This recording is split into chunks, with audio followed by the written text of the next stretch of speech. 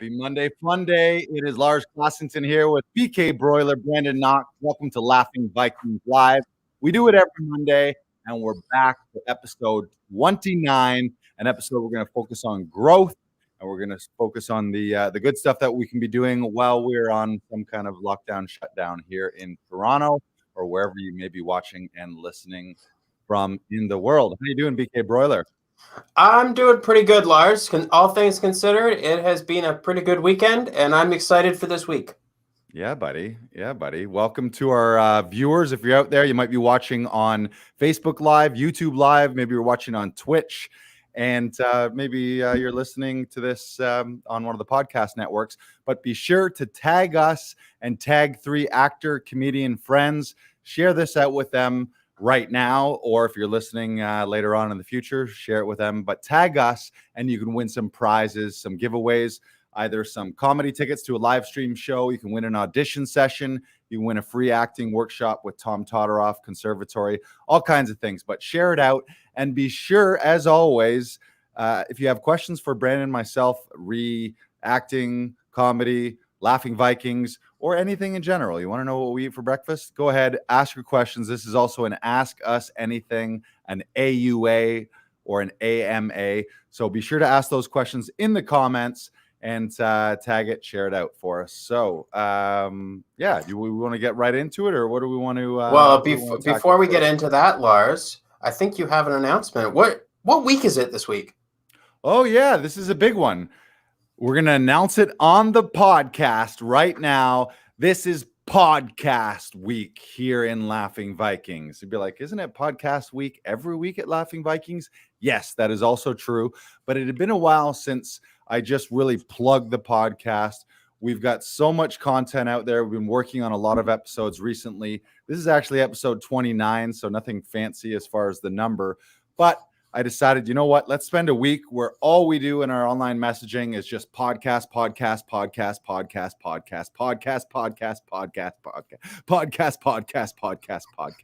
So it's all about the podcast today. If you're wondering, what are you talking about, Lars?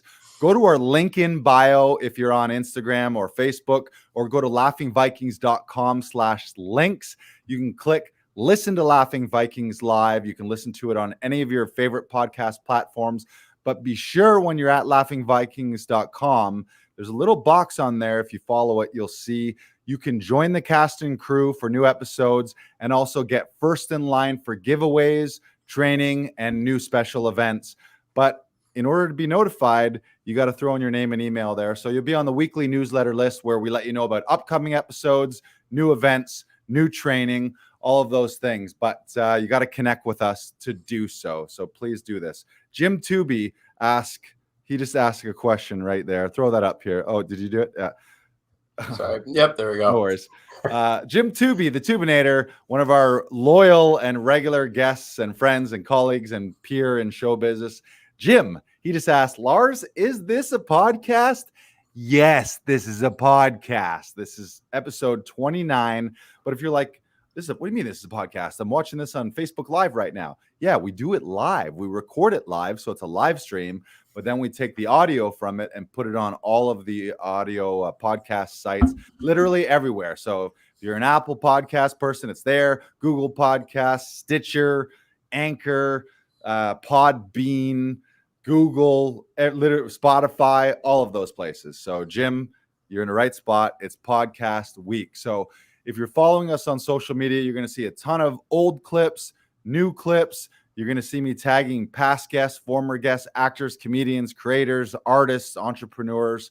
It's an exciting week. So be sure, if you're not on the podcast bandwagon right now, you might as well just get on it today. Otherwise, you're going to be like, I'm annoyed at Lars because he's been barking podcast at me all week. So just go do the thing right now. Follow us on your favorite podcast platform so I can stop talking about it. How was that? Was that the big announcement? That was good. That was good. Podcast week. And be sure to, again, once let us know in the comments what city you're watching or listening from. And also let us know any of your comments throughout the session here today. We'll bring up audience comments. We're able to interact with you on the screen here too. And we'll have a little fun. So you want to get into it here? Let's get into it, Lars. Lars, I want to talk about Zoom audition sessions with Laughing Vikings. what kind of setup should I have if I want to book a Zoom audition session with Laughing Vikings?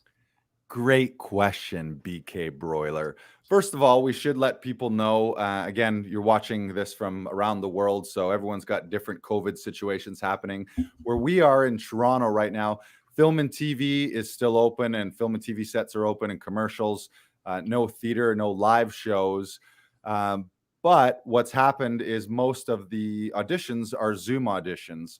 So it's really important that you're tech savvy enough and you're comfortable with Zoom auditions right now, because it's really what's happening. Everything is self submissions through what are called self tapes, or in our lingo here at Laughing Vikings, just audition sessions, and then we send it into casting. But you really got to know your stuff. And Zoom, in our 2020 and 2021 COVID world, Zoom is one of the booms here. It's a big boom, Zoom, and we are still doing a ton of Zoom sessions. So, to go back to your question, what do you say? Your question was, what kind of setup should I have if I want to book a Zoom session? Well, first of all, I would say if you're an actor right now, if you don't have a home studio set up, I don't know what you're waiting for right now. Like, I personally had one long before Laughing Vikings. Then obviously we started Laughing Vikings. It's an essential part of your life right now. If you're any kind of creator, you should have a home studio. A lot of our members here at Laughing Vikings also have their own home setup. Sometimes they're in studio with us to do it in person. Sometimes we're Zooming with them. But what do you need? You don't need anything super fancy. You need a decent backdrop. They usually call it a plain wall. A green screen is decent. Something non-distracting, not with a ton of clutter. Yeah, Brandon's got one right there, studio backdrop. Yeah. In this world, though, green screen and virtual backdrops, as long as you're pulling it off tech-wise and you're not being lost in it, that's a great way to also add to things too, because then you can swap out your backdrop and make it appropriate to the audition. But again, you got to be really sharp. You can't be fading in and out of the backdrop, or pixelating and disappearing like you look like a ghost. But you don't need much. You need decent lighting. That could be lamps. You could buy softbox lights. You could buy a ring light. They're very popular. In a future episode, we'll actually link up some of our gear and some of our kits here. Yeah. Right? The direct Amazon link. So if you're like, what are we doing here in the studio? We'll show you our exact setup. Last year, we already had the setup here at Laughing Vikings, but especially COVID, I really doubled down, tripled down on our tech here, our lighting. We've got tripods for our laptops and clips and holders for phones, and new mics and new mixers and all kinds of stuff. And that's because you need to think of yourself as your own media production company right now, as an actor or as a comedian. And you need to have professional gear. If you want to be viewed as a professional, you got to have professional stuff. And we can help you with that. Yeah, because we'll come on the Zoom session with you, and we'll make sure that you have the proper setup so that we adjust things just as we come on the Zoom session with you, and that way you feel more comfortable, you're ready to go, and like that. As soon as we do those little adjustments just off the top, you'll feel more confident. You'll feel a lot better about doing it over Zoom. Right. And so, as a follow-up question to that, Lars, can Zoom record your sessions? Or do you recommend that they use their phone and just have the reader on Zoom? Ultimately, you can do whatever you want. Our service that we provide is we record it directly through Zoom. I think the more you're familiar with Zoom, the better right now. And Zoom can really do it all. So maybe we should talk about a little more about how we run those sessions. So when you book online, immediately you'll get your booking confirmation. The Zoom link gets sent out with you. Your session director gets that confirmation. They'll create they'll open up the Zoom link, you join. But then your session director, first thing we'll do is kind of check your tech, check our tech, do a sound check, check your frame, make sure your lighting's equal on either side, make sure there's nothing too distracting, make sure your eye lines are looking good, make sure your mic is reading, that there's not echo, making sure there's nothing distracting that would take away from that Zoom session. And that's tough to do if you don't have a second pair of eyes. And then we pin your video so that it's not toggling back and forth as we're reading. But your session director will pin your video, and then we'll just go take by take by take by take. One of the differences with a Zoom session versus an in-person session is here at the studio when we're doing them in person, we have the ability to play it back on the monitor, and then we can watch it and make adjustments. Within a Zoom session, we're not able to watch the takes back because Zoom doesn't render them till you end the Zoom meeting. So we sort of have to go by feel, but as an actor, that's really hard to, like, you're not seeing yourself, you're not outside your own body, which is the tough thing about directing yourself. So your session director on these Zoom calls is also reading, but also watching your frame, watching your choices. And we obviously will offer up creative choices to you or little corrections. Often it's little eyeline tweaks. I also like props. I really like adding props now. Brandon likes little props. Yeah, which is interesting. Back in the day, sometimes props would be a no-no in the room. Like, you're not going to walk into a casting with all kinds of cups and dishes or weapons and guns and stuff. But there's a little more leeway. Again, different casting directors have different opinions, and there's no like general hard rule. It's just, some people have preferences, some people don't. But I also love props if you can use one effectively and it's not just too distracting. I actually did one recently that had tons of props. It was like an infomercial thing where there was arguably too many, but I had fun with it. So, yeah, so Zoom sessions. So again, we can help. We are helping on a weekly basis, helping actors who are home because of the lockdown and stay-at-home order, or maybe are immunocompromised or have immunocompromised family members, or they don't live in Toronto. Yeah, that's true too. We've got people internationally now, which was really cool because pre-COVID, all of our members were right here in Toronto, even right in Riverside in Toronto East. But now that the world is Zooming, that we have a member in West Virginia, like literally all over the place. So if you're stuck and you need a hand, you can go to laughingvikings.com/Zoom and you can book one there. And also, we're still doing the promo for new members. If you join today, you get your first audition session free. So just for $29 for your first month's membership, which saves you $20 off all your sessions, but you get a freebie right off the top. So that's the best way to join us. If you need a hand, then just hit us up. And for the first month's $29, you get one for free right away, which would normally be $69 in studio or $59 via Zoom. But the bottom line is you got help. You need help to do this, and it just goes smoother versus if you're tired of bugging family members and friends and you're having a rickety setup. We should also talk about some of the other ways that members are using the Zoom sessions here. Do you want to talk about in-studio Zoom sessions or helping people Zoom prep? Yeah, we also have a spot where you can book the studio to do your Zoom auditions. So if you get an audition for over Zoom, some casting directors prefer it that way instead of doing the self-tapes. You can book the studio. We'll have a reader here for you so that you can rehearse the scene, so that when you come in and we set up your eye line, we set up all the stuff we just talked about, you're ready to go. You've just rehearsed your scene and you're now ready. You're warmed up. You're ready to perform. And that's what we offer here. That's huge. That's great. And so if you're a person at home, maybe you have a home setup, but if it's a big audition and then you wake up that day and it's like, oh, fuck, there's a guy with a jackhammer doing street construction out front, or there's kids, or there's a lawnmower going, or maybe your internet or something about your sound or lighting isn't perfect. I had that problem before, actually. Yeah, just you need a reliable studio. You need a quiet spot. You don't want distractions. The last thing you want is to be apologizing throughout your audition for tech things. But even more importantly, even if you have a fantastic setup, the other thing is you don't want to go on to that Zoom session having the first time you've ever run these lines with another human being actually on the Zoom audition itself.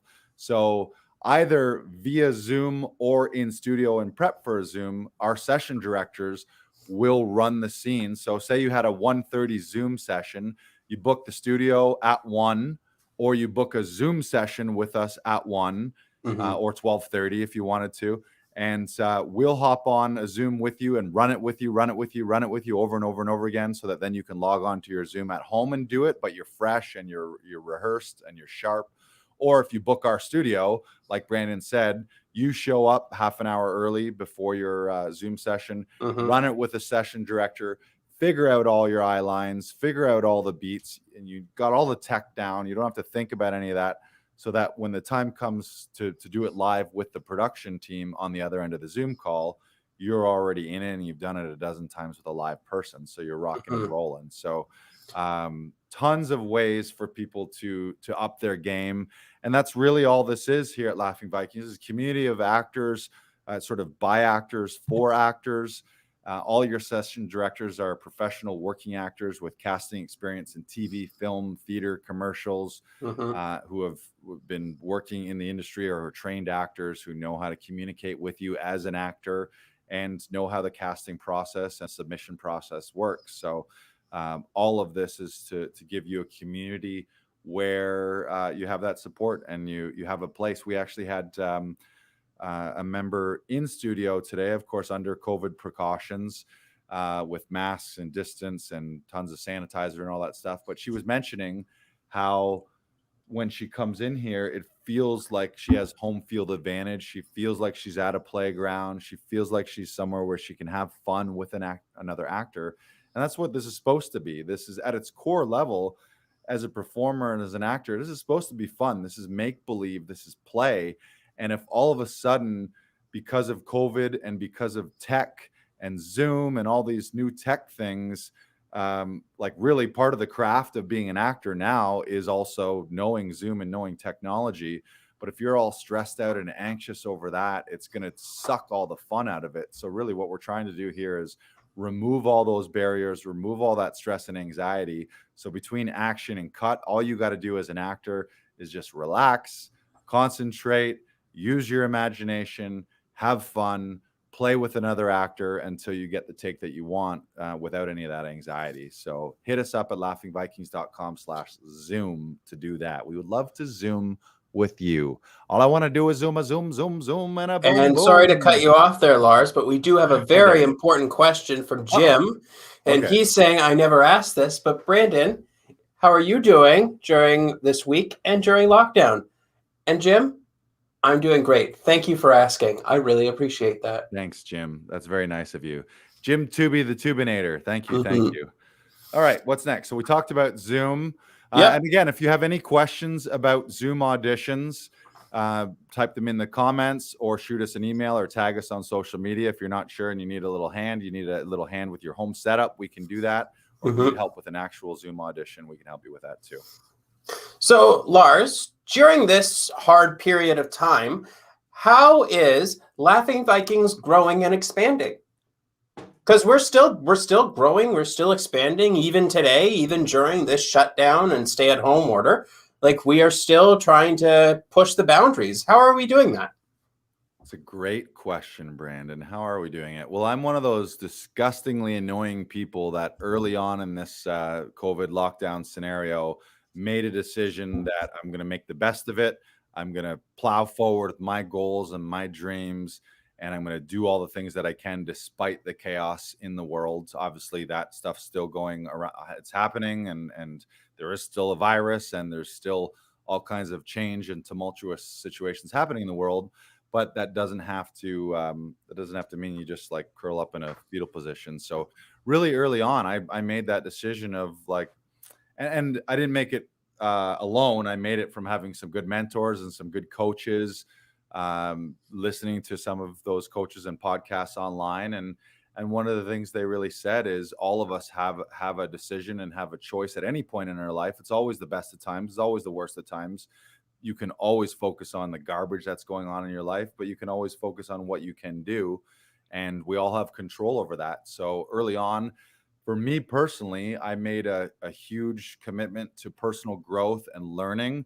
So taking workshops, taking classes, whether it's acting stuff, voice and speech, or digital media and online marketing, and learning the tech of Zoom, also personal health and home workouts and all that sort of stuff. I sort of made the decision early on that was like, if this was worst case scenario, like what's the worst thing that could happen to you? And I think some people could agree, like aside from you and all your family members dying, one of the toughest situations would be being in a concentration camp or being in a jail cell where you are fully locked up and you're not able to go out. Well, how would you maintain your sanity? And it would have to be by working on your mind and by growing and reading and training and doing all those things, versus thinking of all the things that you can't be doing while you're locked up behind bars. So that's really what we've been doing. So how are we expanding? We've been bringing on new members this whole time, new actors, to our online community and to our in-studio community. And we've been expanding internationally now that we're not constrained by geographics or geography with Zoom happening. And we've also been expanding our session directors. So first, to get back to the first thing, our members, new members, if you are an actor out there who wants to be part of a community where you have support and you have a team of people working with you and for you and by your side, certainly go to laughingvikings.com and you can check us out there. But also, if you're an actor and you're interested in earning some side hustle money and working as a session director, or you want to start your own sort of studio business / coaching client business, we are accepting and taking on new members, our new session directors there. So we can maybe talk about who those people are. I would say, number one, you got to be a working professional actor who has professional experience in TV, film, theater, commercials. Specifically, if you have any extra experience in casting. So if you worked in a casting house, or you've been a reader, or maybe you've just helped a lot of friends and colleagues with their own self-tapes, so you're very familiar with the self-tape process. And also people who have some editing skills as well, like to be able to basic editing. Doesn't really matter what software you use, but at least basic snips and cuts and fades and maybe the odd title, but very basic. And more important than all that stuff, really what we're looking for, I personally look for attitude and I look for vibe. So there's a couple things there. Very positive, very upbeat vibe. I want people, when actors are coming to us for help, we can't bring our baggage and our life's negativity, and we've all got it. We've all got stuff happening. But in that moment, someone needs a hand with an audition that potentially could change their life and change their career forever. It could be a 5 or 6 figure or even a 7 figure role down the road. So we need people who are able to put other people first, be a positive sort of beacon of light. Maybe people come into the auditions with stress and with some anxiety already. So we got to kind of help them shake that off and focus on delivering a great audition. And also, I guess those are the two things, the positive attitude and putting other people's auditions before your own garbage in your own life. I think that's really big. For that hour that we're working with someone, it's got to be about them. And I feel really confident myself and all the session directors here that while we're working with actors and with our clients and members, that they're getting great service and they're getting someone who for that hour is really invested in that person's success. And I don't know about you. Well, I do know about you, but for me, and I'm sure I speak for both of us, one of the best things and most exciting things that ever happens is when someone lets us know about a booking that we help them submit the audition for, and we were the reader and we were to run it. So if you're that type of person where you're A, you are an actor, B, you have experience, C, you maybe have casting experience, D, you have editing experience.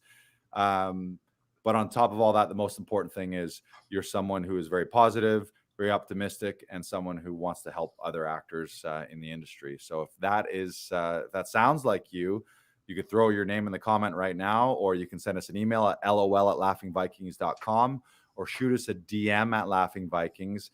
And you can not only come on board as a member here, getting your help with your own auditions, but you can start running your own studio session. And really what I want to do is I want to help other actors do what I did. And what I did is I built a studio business and a client / coaching business centered around auditions for actors and comedians. And now I want to help other people do the same thing. And you're one of those people, Brandon, who we've been working together quite a bit. You've been here several months now. And so maybe can you talk a little bit about your experience as a session director, how it's helped you, Yeah. Maybe in the craft of things and the actual experience of running the sessions, but also financially. And maybe if you have any comments for someone who's thinking about doing something like this, or thinking about getting involved with us, what you'd say to them. Mm-hmm. I know before I started working here, it was very much a do-it-yourself kind of vibe. Especially, I was talking with someone about this last week, I think, and like, I don't think it was advertly said, but during theater school, it feels like someone is continuously saying, if you don't do it yourself, you're not good enough.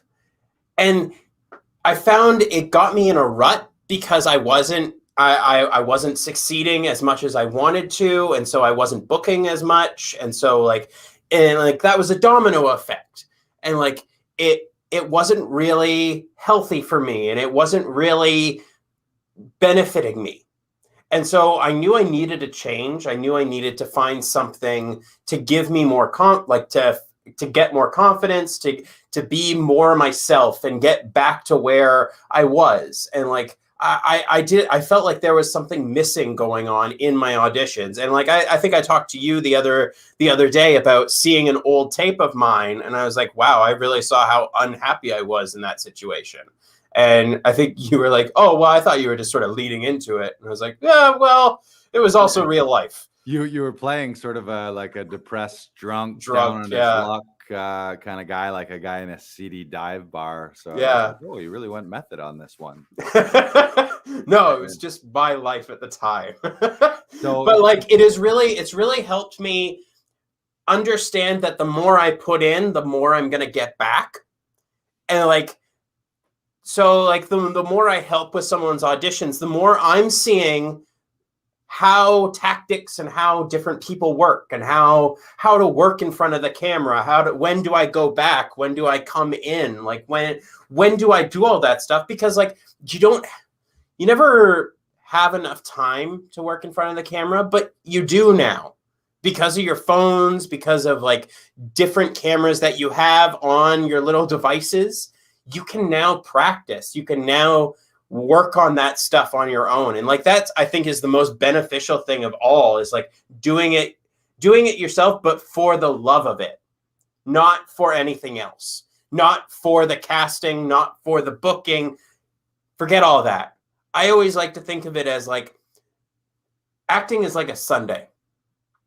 The more you put on, the better it's going to be. Like you get the sprinkles on there, you get the hot fudge, you get the strawberry sauce, you get M&Ms or Reese's or something like that. And like, the more you add on to your sundae, the more interesting it's going to be, the more colorful it's going to be. But the casting is not that sundae.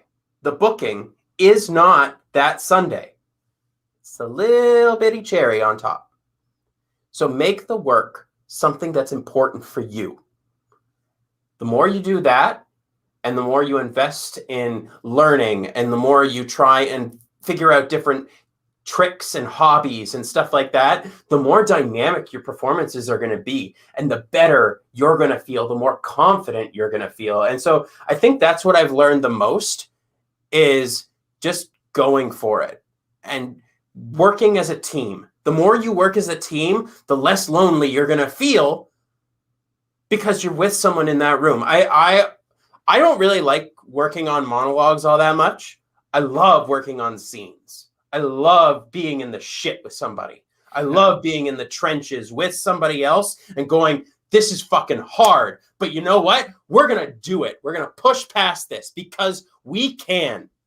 And the more I feel that camaraderie, and the more like we come together, and we have everyone has differences, and you always have to adapt to the scene you're playing, the person you're playing with. And like, but the more you adapt, the more you try and figure this out, the more you like work on your own craft, the better you're going to feel.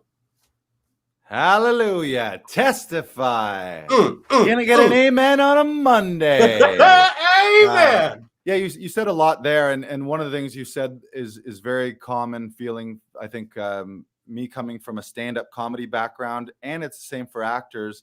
there really is no there's no set career path, but it's also a very lone wolf thing, more so for stand-up comics, because it's just like you're on stage alone. Acting, at least you land in a production and you can have an ensemble cast. Mhm. But with the exception of when you're actually acting in a show on stage or on camera, most of our time is spent as a lone wolf, which gets lonely. It can get depressing for certain people. And you sort of lose that original innocence of this is play. When did you first did this? You probably did it with your brothers and sisters or your family, or you mimic something on TV, and at a family dinner you made some Mhm. wisecracks, or you started imitating someone. And And I then even know for me, like I have actor roommates, and but it still felt like I was imposing on their time. It never felt like this is about me trying to succeed in my audition and do the best performance possible. It's about trying to get this done as quickly as humanly possible so that they're done and they don't have to do anything else. And like that's understandable because they're taking time out for you, but you don't want that for your audition. You don't deserve that. You deserve better. You deserve the time to work on your craft and do it to the best of your ability. And so you should invest in yourself. You should try and do that. Simple as that. Hundo P. So you've been a session director several months, and then on top of getting to build your craft and be active in it, and that was the same with me when I first started. One of the great things about it is on days where I didn't have a stand-up show, or I didn't have an audition, or I wasn't on stage or on set myself, I was running multiple auditions sessions with Mhm. friends and peers and members here, and getting to work on it, getting to do cold reads, getting to see new language, getting to see new productions, figuring out who's casting what, and learning whose agencies, who actors, what agencies they're with. So really, you're being immersed in it. And the classic actor dilemma is, how do you pay your bills?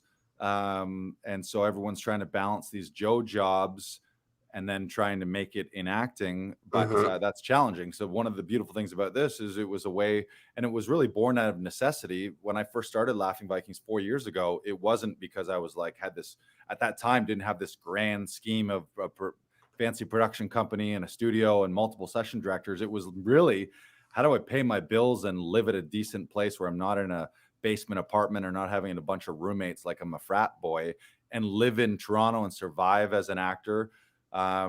And that was part of the way to do it. So I've never had a Joe job, and part of that is being able to work in the industry, and I feel connected to the industry every day because of that, and I feel better and more equipped as a result of that regular stuff.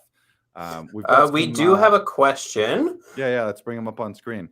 It Um, seems LV is way ahead of the curve, especially during these trying times. I'm sure you guys have helped so many people, even if it's through Zoom/Skype. Has it been a smooth transition?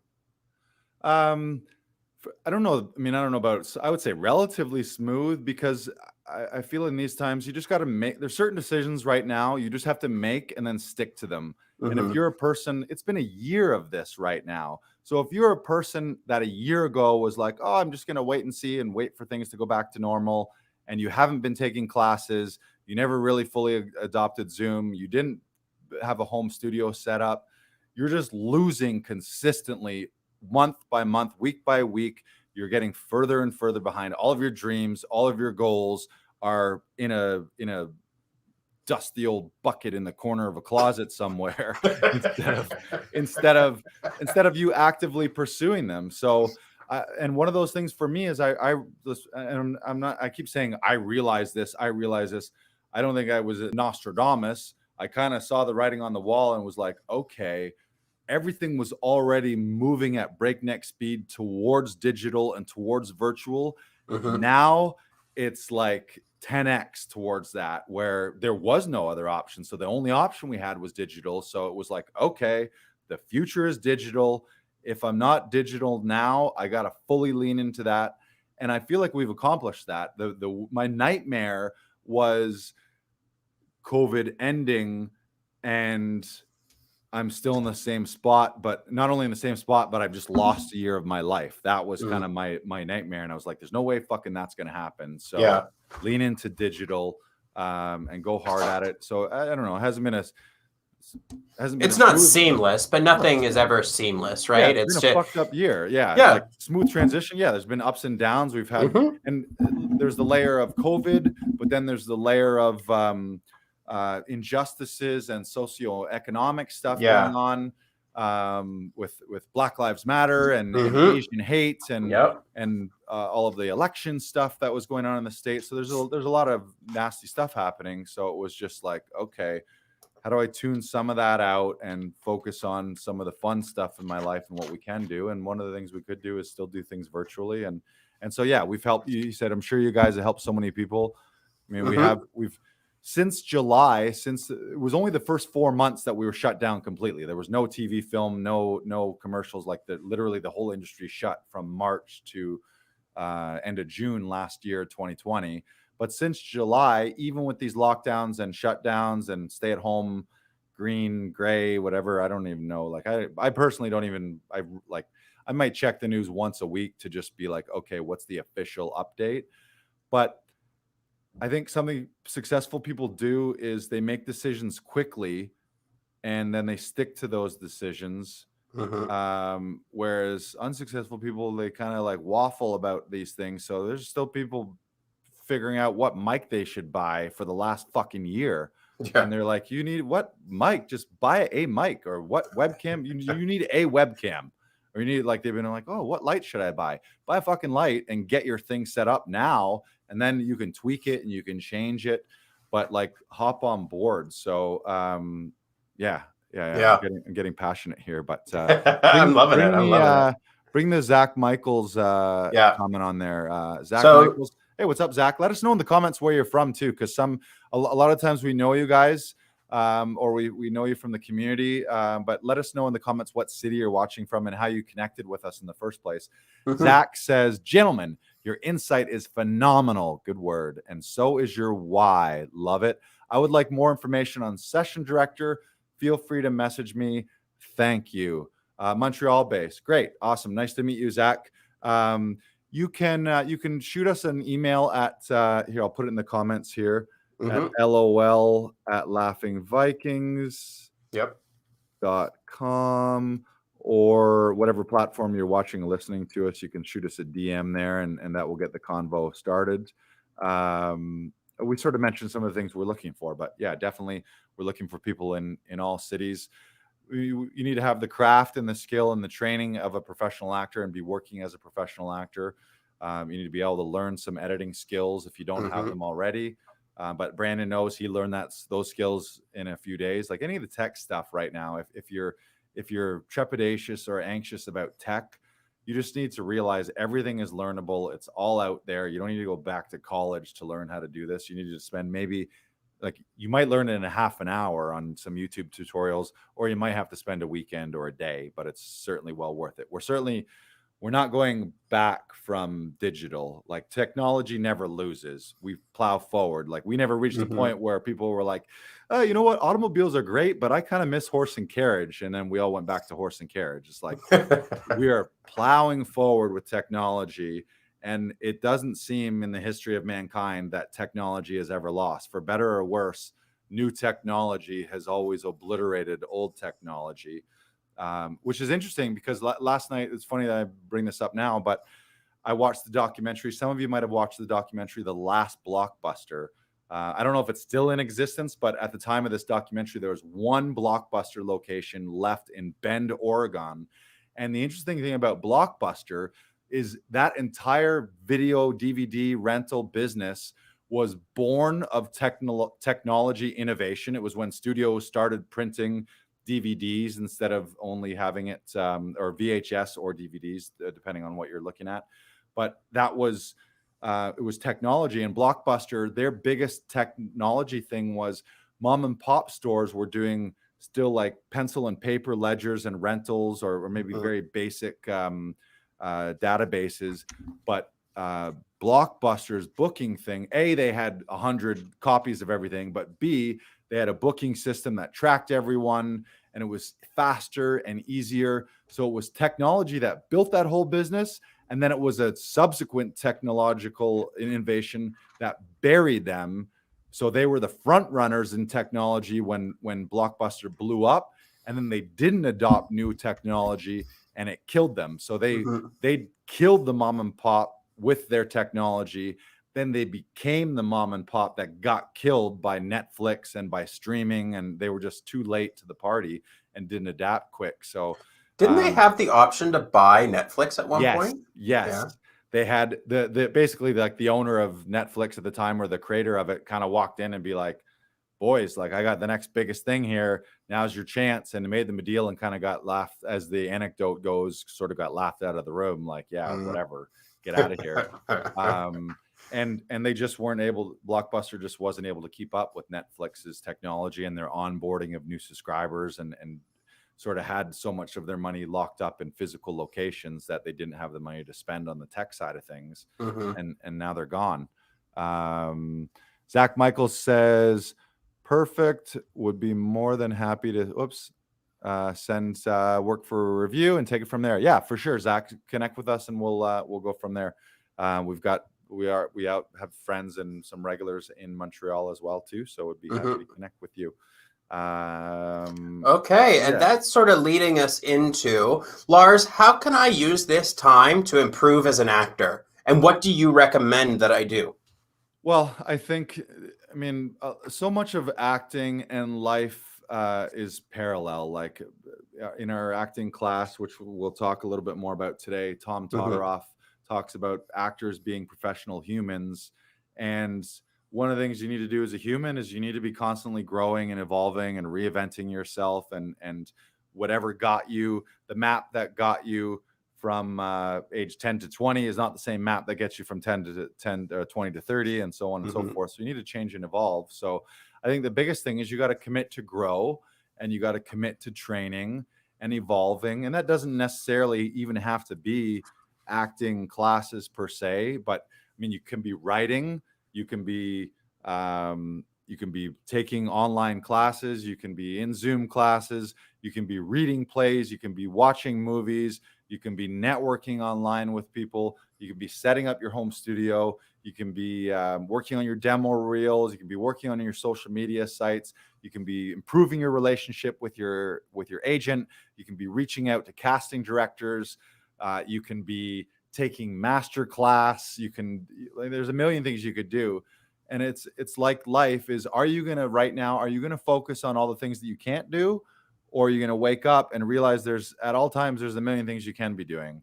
So you can sit in that state of, oh, woe is me, the world's fucked and nothing that I want to do is happening right now. And I want to be on stage, and I want to be at a party, and I want to be doing all these things. But this reality is maybe not right now is the best time isn't, like, right now is not the best time to do that, because we're not able to. So you got to focus on what's in front of you. And it's that constant life dilemma, or it's a psychological thing of, they sometimes call it, it's a locus of control is the psychological term for it, where you either have an internal locus of control or an external locus of control, meaning your life and the control you have over your own life is either determined by the external things that are happening in the world right now, which sucks because you don't have control over 9 billion people. You don't have control over your government. You don't have control over a virus.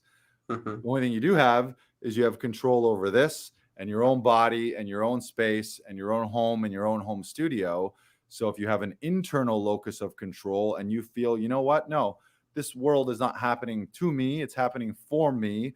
And then it's up to me to figure out and create my own perceptions of what's happening, and then create my own reactions or pro actions to what's going on. And you take control over your life. So I think that's really what it comes down to, is improve as an actor the way you would improve as a human. And that's deal with the shit that you have a little control over and that you can change, and forget about all the shit that you don't have control of right now, because it'll drive you crazy. And also that probably involves maybe spending some less time with certain people in your life who maybe would have not the best positive influence on your mental health right now, Yeah. and also spending more time with positive people and growth-minded people. What was that quote we had the other couple weeks ago when Kat was on here? One of the rules to a longevity in life is surround yourself with people whose eyes light up when they see you coming. Right. Not like, oh, fuck this fucking guy again. Right. And we live in an amazing time right now. Again, if you're a pessimist right now, you're probably already tuned out because you're like, I just fucking can't take this Lars guy. All he talks about is the good stuff. And I would say I'm a optimist / realist. I think the reality is you have control over certain things. So if you lean into things you can control. And when it comes to surrounding yourself with people, the old adage is you're going to be the average of the 5 people you spend the most time with. Now, we used to be limited. That meant the 5 people you were in person hanging around with. So that might have been a couple best friends, maybe a girlfriend, boyfriend, spouse, maybe your kids, maybe your parents, your family, your teacher, your neighbors. But now that those 5 people, that could be a doctor in one country, that could be a high performance coach in another country, that could be a world renowned acting voice and speech coach in another country. So you're like 5 mentors right now between listening to podcasts or following people on Instagram. Really curate that right now. And that's also something that I've was given that tip and I don't know, tip, I guess, or I guess you just call it a life. Yeah, and then you executed it, right? Go through your social media. Like, what are you listening to? Go through your. People are like, oh, social media is all full of garbage right now. No, your social media feed is full of garbage, and you have control over that right now. Unfollow people that are constantly spewing divisive hate or garbage. Unfollow people that are constantly bringing you down, and then follow people that are positive. Follow people who are leaders, who are role models, who are coaches, who are mentors, who are growth oriented. Fill your Instagram feed up with that. And you don't have to unfriend these people either. You can just unfollow. It's like if there's someone that every time their thing comes on Facebook and every time you see it, you're rolling your eyes and being like, this fucking guy. What are you doing? Why are you spending those 5 seconds every day with that person? Unfollow them so you don't need to see it. You can reach out when you need to. They can reach out so no one's feelings are hurt. But you don't need to see that guy complaining every day about all the things he doesn't have in his life. You can see Tony Robbins or Brendan Burchard or these world-class people. You can literally have them in your ear all day long. Like imagine having Deepak Chopra, this spiritual leader, chatting with you all day long. And then you start to look at the 5 influences on your life. And if you're the average of those 5 people, you could listen to the top 5 people in your field right now all day long. And sooner or later, you're going to be inching up.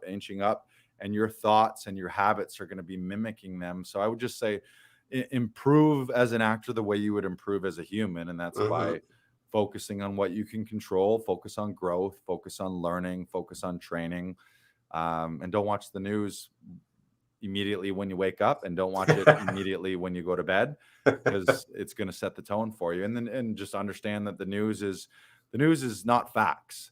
The news is all the negative facts sensationalized to sell advertising. That's what it is. It's not like anyone who I don't care what news, it doesn't matter whether you're watching CBC, BBC, Al Jazeera, CNN, Fox News.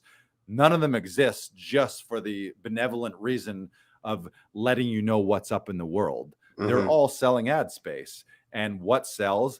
Clickbait, fear, and hate, and violence. Like there's a reason that there's a million crime reenactment shows, and there's not too many like Good Samaritan reenactment shows. Hey, did you see that reenactment show about all the nice things that people do? Nobody's reenacting nice things on shows. It's all CSI murder shows that we're watching right now. And that's because that's kind of sensational stuff sells. So just be really aware of what you're feeding your mind right now, because it can be bad right now. Like if that's all you're getting, like, and I feel for you. And again, if you're one of those people saying like, oh well, Lars, you can't just ignore what's happening in the world. I'm not saying ignore what's going on in the world. I'm just saying be very judicious about how much of that you let in to your world, and then focus. Like there's certain social causes, and whether it's social injustice or whether it's climate things, there are tons of things that we should be actively at being advocates for and campaigning for and helping out, but do that judiciously and actively figure out where can you actually make a real tangible positive difference. And it's probably not in watching the news and sharing shitty news headlines. Boom. Love it. Great job, Lars. I loved that. That was awesome. Getting some fire. So we do have a comment from Zach, and then I might have raised my average right now by getting to know you guys. Oh, I love it. I love it. Love it. I'm giving myself a virtual hug for you right now, Zach. Yeah, that's true. And that's really what we're trying to build here is we're trying to build a community. And again, not people sometimes, especially in this last year, I've started to see the phrase toxic positivity come up, where it's like, oh, he's just so positive and he's ignoring, like, I can only be positive around him. Again, we're not saying that shitty things aren't happening. We're not saying that bad feelings or negative feelings or feelings of depression and anxiety aren't real. All I'm saying is you can what you focus on will grow. Yeah. So you can either focus on the good stuff and the good stuff will grow, or you can focus on the negative stuff and the negative stuff will grow. So it's really your choice. But we love you, Zach. Thank you for tuning in. And yeah, we're all raising our average. That's what we want to be doing right now. So speaking of the positive and trying to be active in your community, Lars and I have been taking a class every Saturday from 11 to 4 with Tom Todoroff in their conservatory. So Lars, do you want to talk about the free workshop that they can get if they go on to laughingvikings.com/links? Yeah, we'll talk and we'll roll a little clip. So in one of those things, and I was admittedly, when this first happened, like back in March when COVID first hit like dominoes around the world, we saw the news. It was like we all kind of saw it coming at us like a wave in slow motion, where we were all just like mesmerized. And then it was like, oh fuck, everything in my life is canceled. Like all of my stand-up shows, all of my auditions, all of my theater shows, all of our TV and film commercials, literally all of that stopped for 4 months. So that was a very tough and scary scenario. And right before all of this happened, I took an intensive with Tom Todoroff. He had flown to Toronto. He did a weekend intensive, amazing, transformative, life-changing. It was brilliant. Really connected with him as a coach and as a teacher. Took a ton of notes. And I had done this. I had audited once or twice a few years ago. Then I signed up as a performer, and so it was amazing. And I wanted to do more and wanted to go deeper with him. Then COVID hit. Then they started these Zoom workshops. And at first I was like, Zoom, I was like, I'm not going to take acting classes right now. There's no acting. Like the world is shut down. There's no industry. Like, what am I like? What kind of fantasy land? What are you doing? Yeah. Right now. Like, oh, I'm going to go the world's burning and I'm over here pretending to be an actor.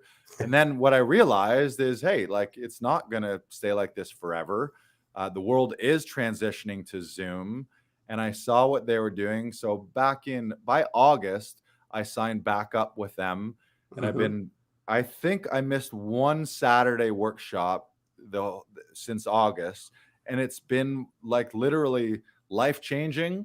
And it's been one of the best parts of my year, not only as an actor, but just as a human, to have a community and a weekly discipline, and a sort of a weekly commune, and just a place to show up. It's like acting church kind of thing, where you just, I know, like that week, and it's a perfect mix of tangible craft and performance craft and the physics of performance in a framework and in a sort of all-inclusive or all-encompassing sort of framework and technique, mixed with the work ethos and sort of I don't know what you call it, like not life coaching, but a little bit of mindset might be mindset, confidence building. Yeah, mindset, confidence building, building the attitude of taking big swings and fighting for what you want and going after what you want. So it's been a highlight of my year. And in a year where I spent less time on stage and less time on set than ever before,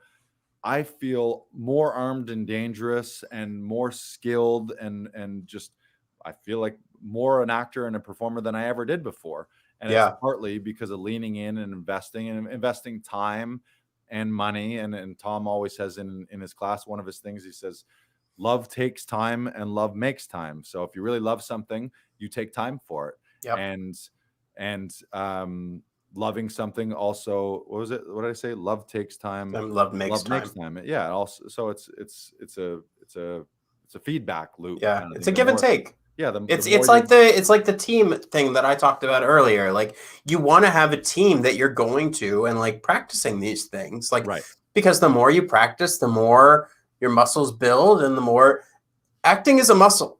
I'm not sure if anyone didn't know that, but acting is a muscle. The more you work at it, the stronger it's going to be. The stronger you'll feel, the more confident you'll feel.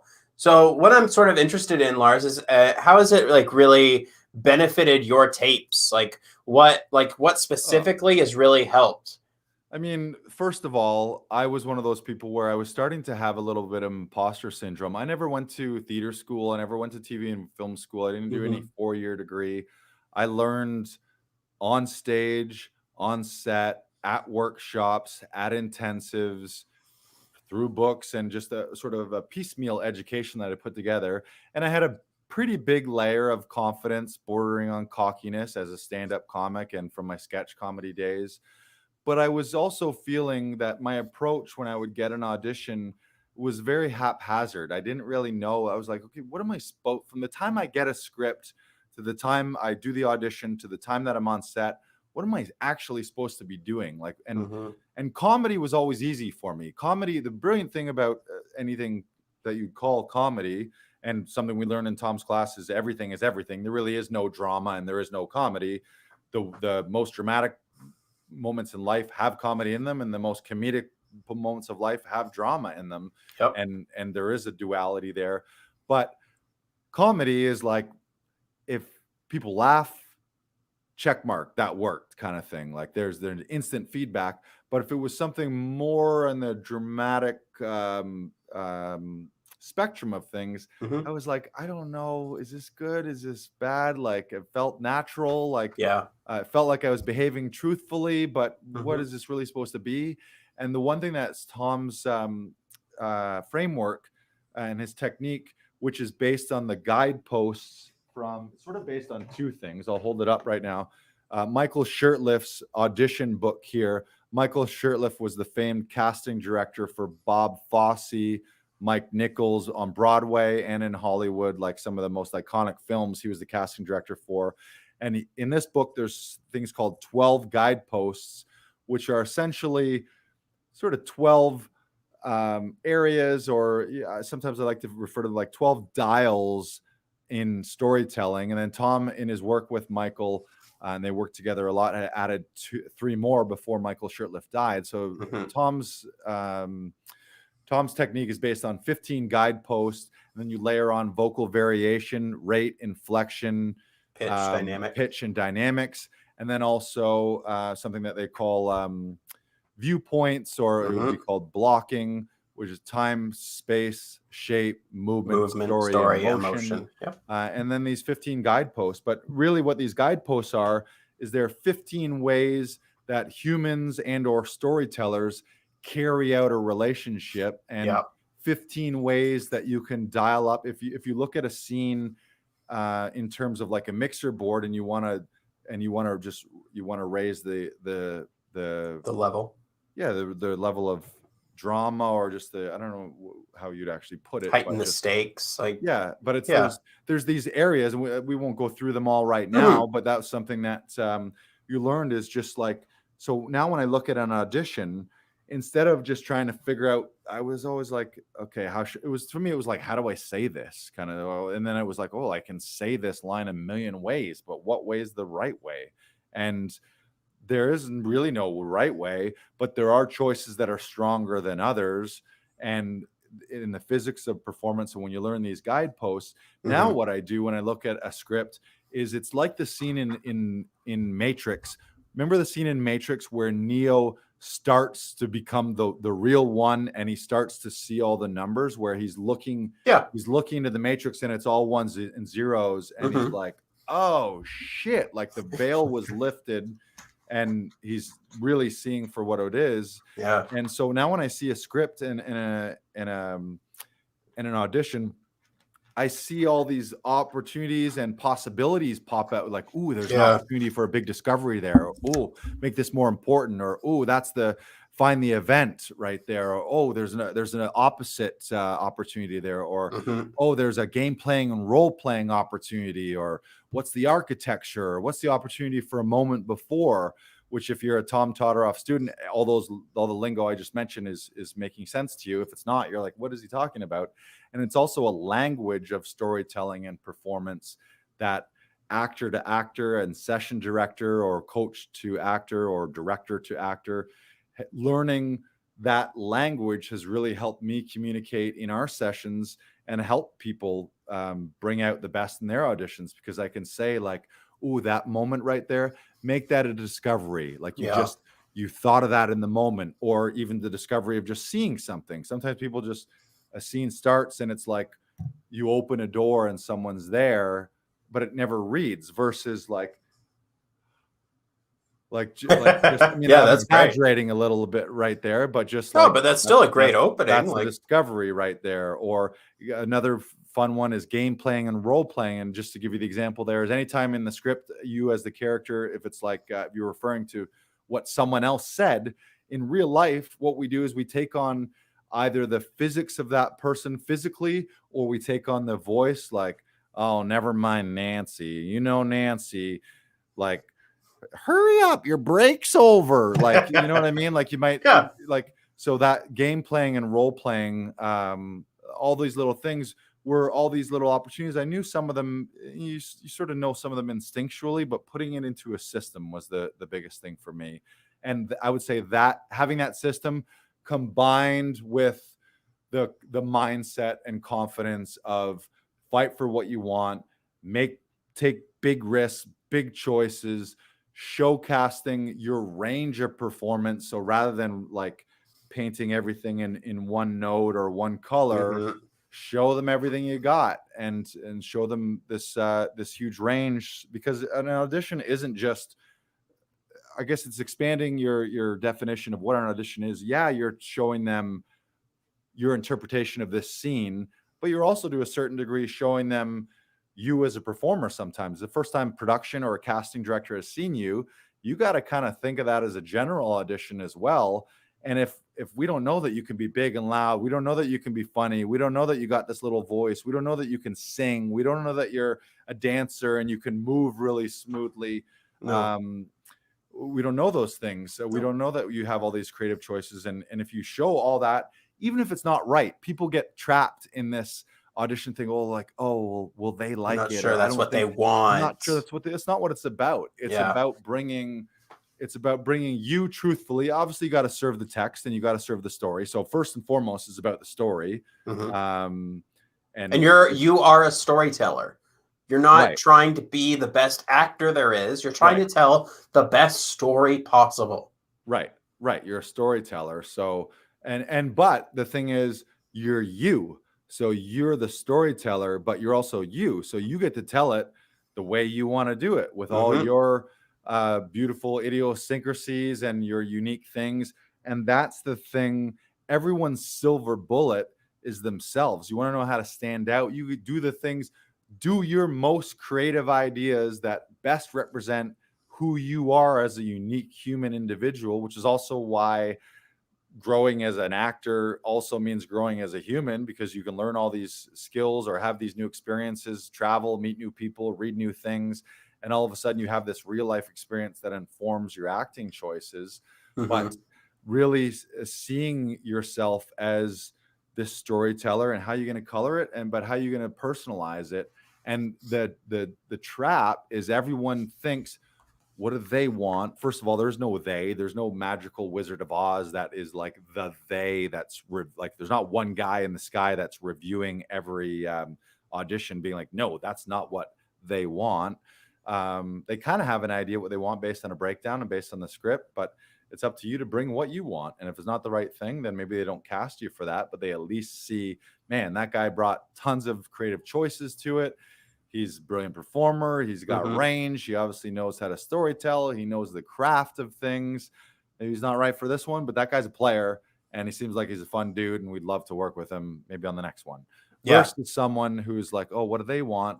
And then they watch 100 tapes and they have the paper and they see 85 of those 100 are the exact same thing, where someone's following the punctuation, they're following all the stage direction, they're following he said angrily, or he whimpered, or he picked up the cup with his right hand, and it just beat by beat. And you watch 85 actors who are technically sound, who all could do it and do the job professionally and adequately, but it's only the 15 or the 5 that do something special and bring some extra things that are going to stand out, in my opinion. So it's not, and again, it's not stand out for the sake of standing out.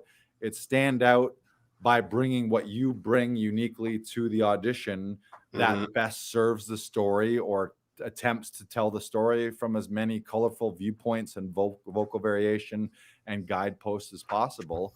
And then the director can always say, like, yeah, that part where you went way up here with that, let's we're going to dial that back a bit. But that's the easiest thing in the world to say, dial it back. But if you don't bring it and show some of that in an audition, someone's not going to be like, yeah, that was a really nice, adequate read.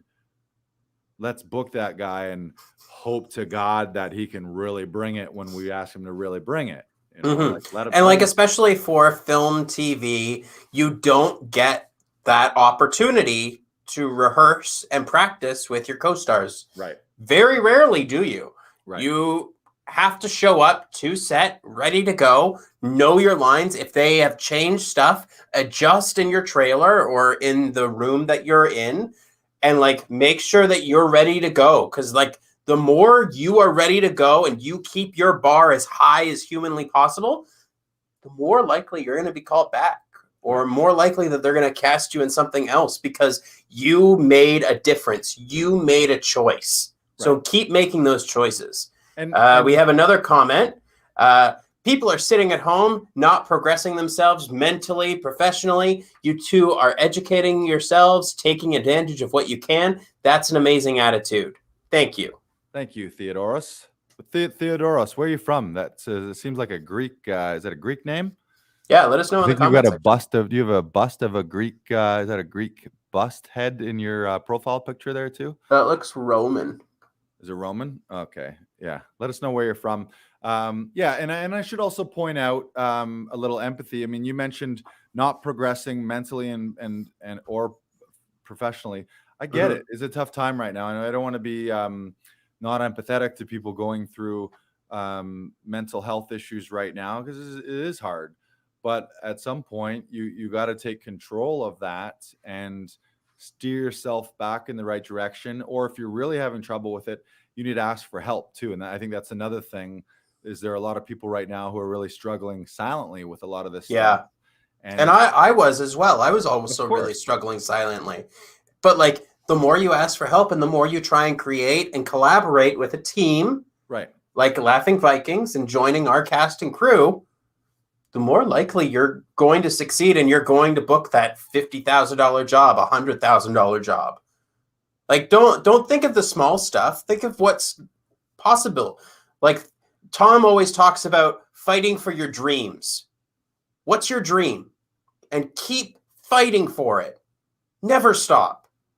It's the most important thing in the world. It's the thing that holds you together, and like keep fighting for that. Keep trying to pursue that dream. Right. And so I think we're going to roll a little teaser clip yes, about Tom. I mean, again, it sounds like we're gushing here, and we are, because for me this has been life-changing, and I it's helped all of my performances, same for me, all of my auditions, and it's for sure helped me discover things in other people's auditions that have helped them book roles too. I'm a way better director now, just with some of the lingo, and just like someone walks in, boom, moment before, boom, Yeah. discovery, boom, game playing and role playing, boom, opposites, boom, architecture. That's just like tweak, tweak, tweak, tweak, tweak. And that's only what I named That's 5 of the 5. guideposts Yep. right there. So that's like, I raised it 33% of what I could have if I used them all. And we're not, anyone who comes and tapes with us, we don't really bill ourselves as coaches, and we're not billing like, you're going to come in and we're going to turn this from an F minus to an A plus plus plus plus. But we do always know that if when you tape with us, there's going to be a few things that we give you that you didn't have before. And I believe 2 brains are better than 1, and especially 2 creative people are better than 1. And you can't direct yourself from the inside. You need outside eyes. So you need that outside perspective. And I should also layer everything in. It has to be fun. And Tom's class are fun. It's a joy. He always talks about, he says, raise your joy tolerance to the heavens, or raise your level of joy to the heavens, raise your personal joy and raise your personal standards to the heavens. Auditions should be fun. Like it shouldn't be an anxious, terrible thing. You should be like, yeah, this is great. I get to act. I get to show them my own mini movie of me playing this character and how I would do it on the day, if they want to choose to give me the role. And then every time you have fun and it's a creative endeavor. And I can certainly say that my auditions we've done them together. They're so much more fun now. Yeah. And actually, I'm excited when I get one instead of nervous and anxious about like, oh shit, how am I going to shoot this? Who am I going to book to do it? Where am I going to film it? All that stuff. So let's roll the clip.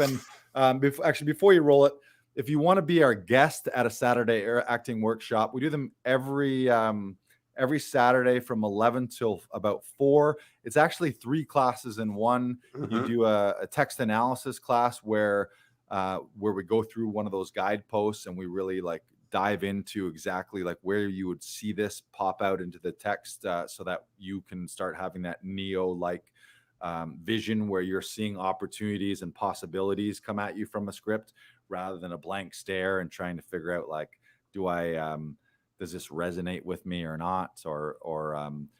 And then sorry, I lost my train of thought there. So it's text then analysis. At 11:30 we have a voice and speech class. Yep. Right. Yeah, we have a voice and speech class from 11:30 to 12:30. Game changing. Yeah, that's been game changing for me too. I look at things like some of my old auditions. I even looked at some of my old performances where I really didn't understand what a master of voice and speech. We take it for granted, but your diction and your pronunciation and enunciation and projection, certainly for theater, but we forget on TV, you need to hear everything, you need to see everything as well. You need to get it all. But the voice and speech is also getting into your body and doing the warm-ups. And it's almost like a second workout in a way. It's almost like a combination of yoga and cardio. In less cardio in a way, but like yoga, meditation, all that stuff. Especially getting to your breathing, making sure that the breath's going to the diaphragm. That's a very important thing. And I always love going through and watching and working on the voice and speech that they've done in the past. If you become a member of the Tom Todorov Conservatory, you get all these archive videos from the lessons on Saturday with the voice and speech coaches. So it's at your own pace, and you can do that hour-long workout and trying to put together. Tom always talks about making sure that you have a 20-minute vocal workout that you can do every single day.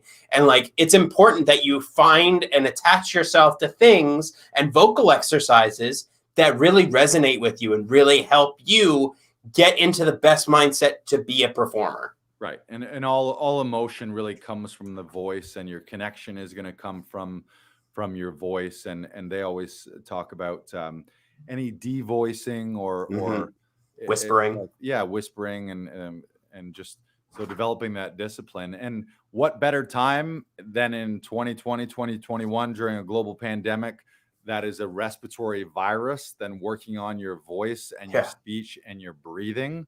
That's also a game changer. I feel so much more relaxed. And those voice coaches, by the way, it's a rotating staff of voice and speech coaches. Every week it's someone different. But I'll give you an example. Andrew Wade was the voice and speech coach for the Royal Shakespeare Company in London, England. So it's like there literally doesn't get any better than that. Like, and the others are faculty. Ann Burke was a teacher at UCLA. She also lives in Arizona, and I've worked with her one-on-one for a production that I'm going to be working on later in a couple months. Right. Yeah. There's like teachers from Yale, from Harvard, from Juilliard, from like all these major NYU, like, and I may be misquoting some of them, but if you look at the director staff, it's like they're all brilliant, and they're also, a lot of them, they do these group sessions with Todoroffs, but they do their own one-on-ones, and often they're the voice and speech coaches on Hollywood films. So if it's someone needs an accent or a dialect that they're learning, like they're literally on set with the lead actor trying to help them maintain or going through all their text and making sure they've really got the what do you call it, like the embouchure, the mouth feel. Yeah, the musculature and the mouth feel of things, and learning all the tips and tricks and stuff. So you're getting it from the best. And then the third part of the class is from 12:30 till about 4. That's Tom's one-on-one coaching, sometimes monologues, sometimes scenes, sometimes cold reads, sometimes people bring audition material in. And you'll see him in action. They call him Tom Tom the Tinkerer, or Tom the is it Tom the Tinkerer? What, Tinker? Is that Tinker? I've never heard this nickname. Yeah, basically you'll see him kind of. We talk about these guideposts where you'll see him tweak very quickly and very sometimes subtly, but all of a sudden this scene really comes to life. It's really transformative to see that kind of work, and it's positive. You get to meet tons of people. So check it this out. Is a clip. Clip. Let the clip speak for itself.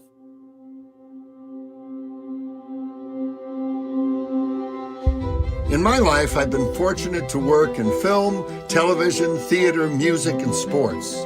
I've been a producer, director, or coach to some of the most visible names in the world, some of the most accomplished business leaders, entrepreneurs, and impassioned hobbyists from all walks of life. I'm a curious and avid student of human nature, and this work has given me a front row seat to some of the most extraordinary human beings and the choices they continually make. What makes for the most successful professionals in any field doesn't have to do with innate talent, but rather the drive to clearly and consistently ask and fight for what they want and say no to what they don't want.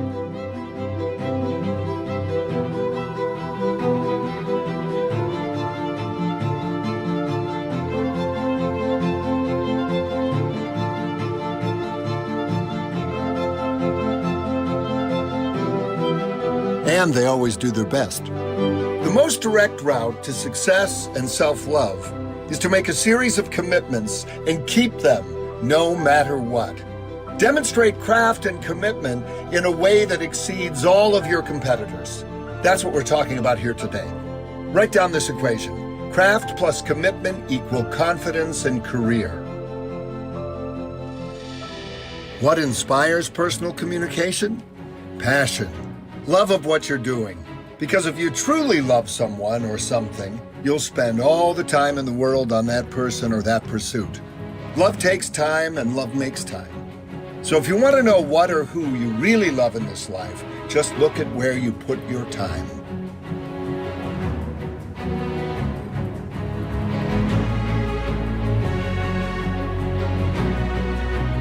Remember, you're always transmitting and receiving. When you're truly passionately prepared, you're transmitting love. When you're not, you're transmitting fear.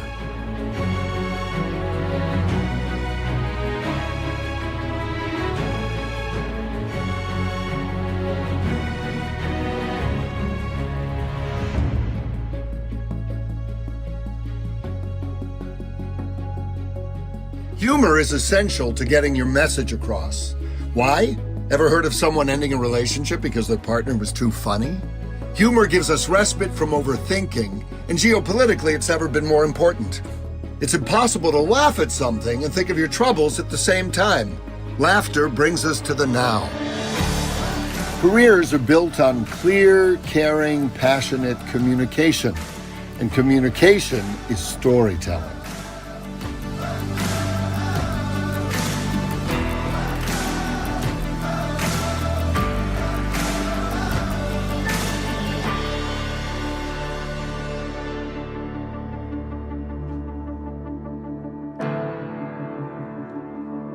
The minute you commit to a goal, whether personal or professional, negative forces align to test it and throw you off that goal. But positive forces align to support and help you.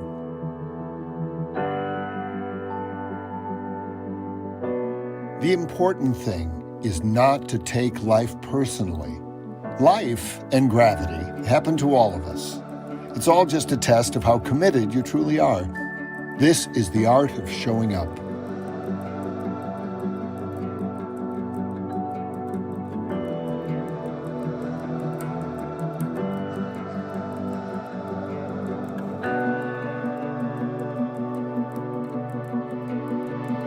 This was always true, but in today's world, this work is more important than ever before, because technology is training our brains to move faster than we're feeling.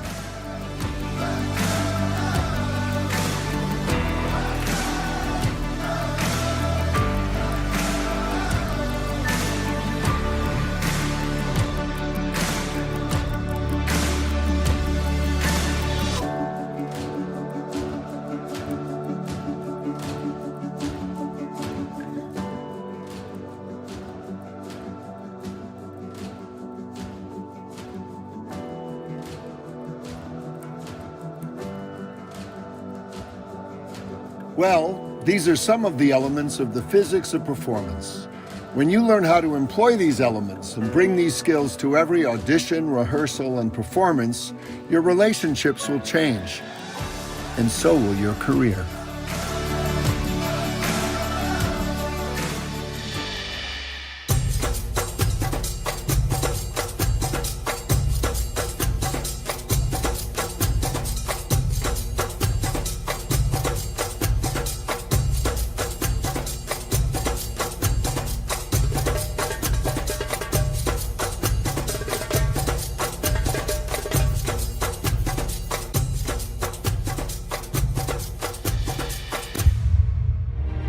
Until the next time, remember your ability to ask and fight for what you want and say no to what you don't want will determine your personal and professional success now.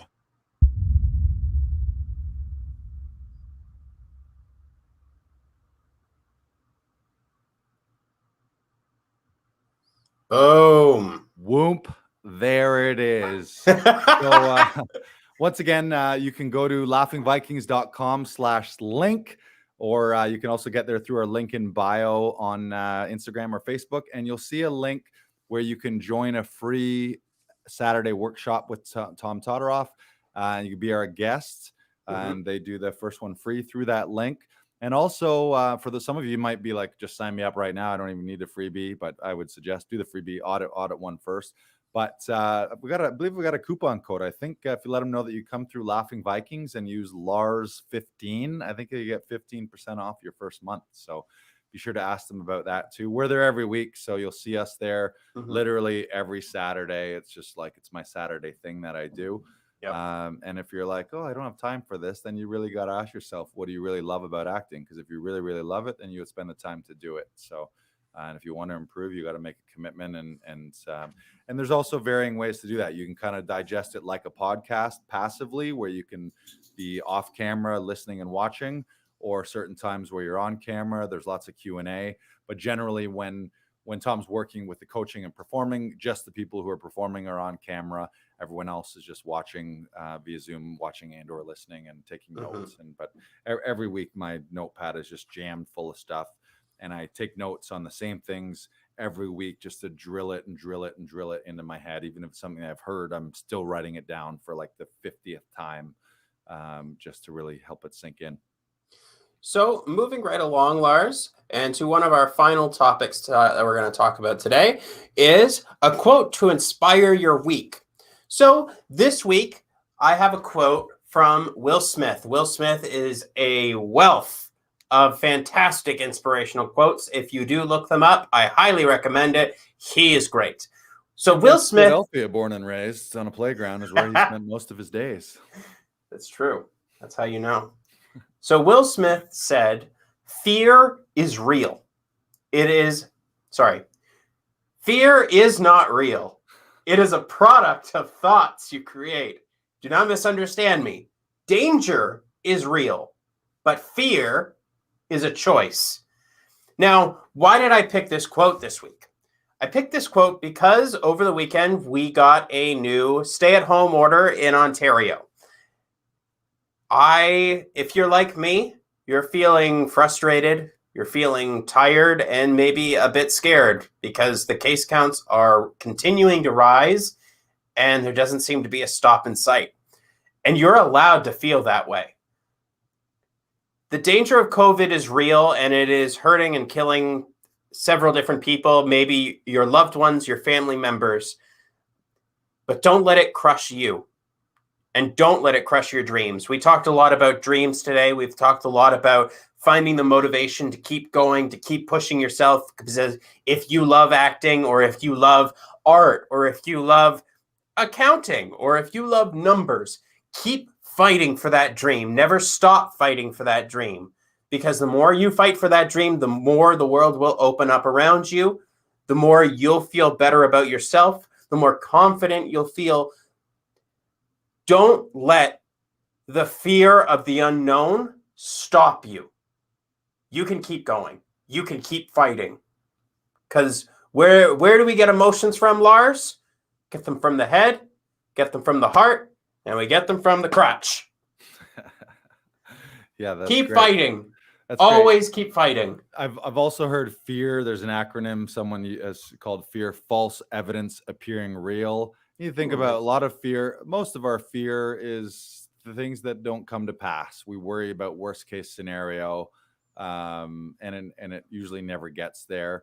And Tom even mentioned it in that video. He talked about you're either going to bring fear into the room, or you're going to bring love for the game into the room, and that's going to be based on your mindset, but also based on your preparation too. So, and I think that's so evident right now, and it's kind of it's probably the main duality in life. All of your thoughts, choices, beliefs, actions, words right now are either born out of love or they're born out of fear. If you're angry right now, you're probably really angry, but the root of that anger is based on some fear versus based on some love for your life, or love what you can do, or love for all the things that are still existing that are positive right now. So in your regular life or in the audition room, be acting out of love or out of fear, and just know that if you're acting out of love more times than not, even though the fear, we're human, so the fear is going to creep in. You're not a robot, but you also have control over those thoughts, and you can just be like, you know what, fuck you, I don't want to, that's not the thought I want to, that's not the track I want to hear right now, and change that song about fear in your head to a love song in your head, and your life's going to be a lot better.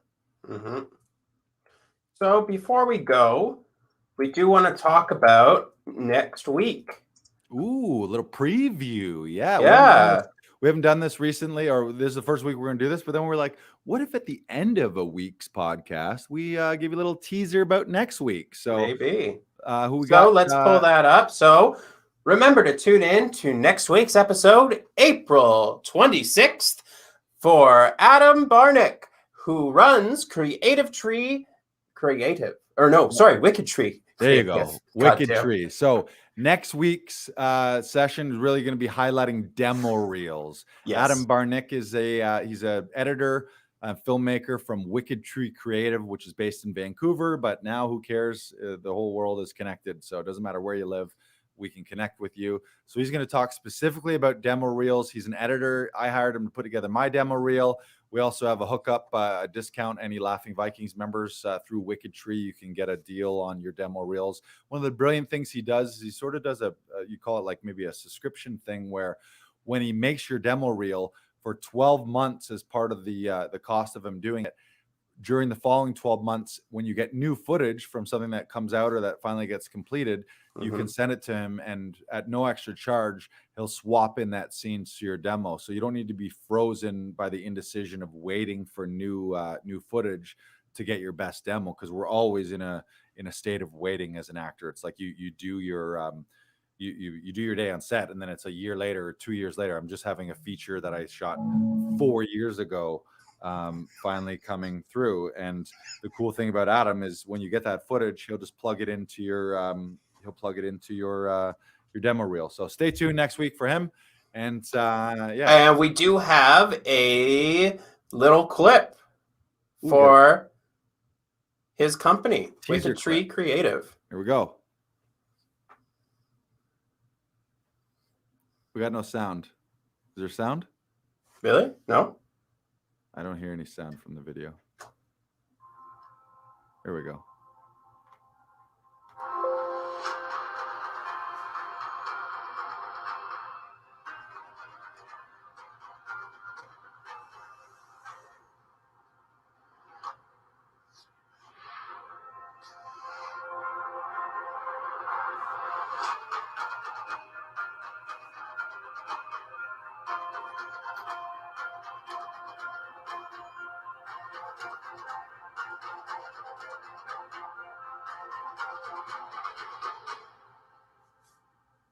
So there you have it. Join us next Monday at 6 p.m. for Adam Barnicki from Wicked Tree Creative. We're going to talk all about demo reels. A couple quick things from the audience here. Let's bring it on here. Zach Michaels, thank you. He says, if I can share on acronyms, I fucking love acronyms. I'm acronyms all day long. If you're still using full words and sentences and you're not using acronyms, what a waste and efficiency there.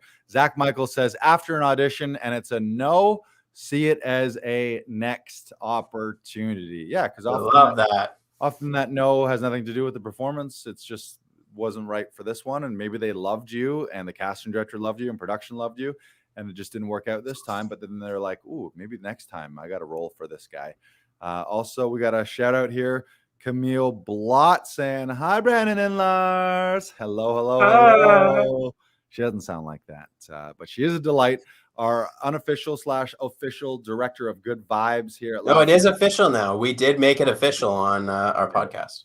Right, it is. So thank you, everyone. Be sure to share this out. Tag 3 actor friends. Tag us for some giveaways. Follow us on all the podcast platforms. Make sure to go to laughingvikings.com and sign up for our notifications so you get the weekly newsletter letting you know about what's new in Laughing Vikings. Lead with love, not fear. Grow. And it's podcast week. Podcast.